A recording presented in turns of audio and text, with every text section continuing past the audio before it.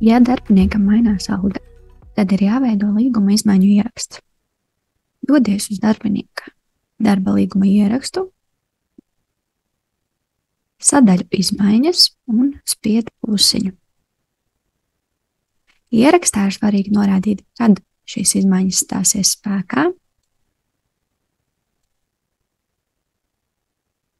un līguma izmaiņu veidu. Kā redzi, tad caur izmaiņu ierakstiem varam reģistrēt ne tikai algas maiņu, bet arī amata un departamenta. Izvēloties konkrēto veidu, atliek vien aizpildīt tikai jauno vērtību. Jeb šajā gadījumā jauno Annas algu, kas stāsies spēkā no oktobra.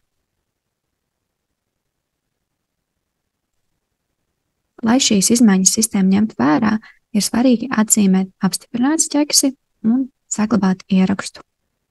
Šāda sistēma jebkurā periodā atcerēsies, kāda darbiniekam ir bijusi alga, un algas pārreikina gadījumā netiks piemērota jaunā, bet tā, kas bija tieši tajā periodā.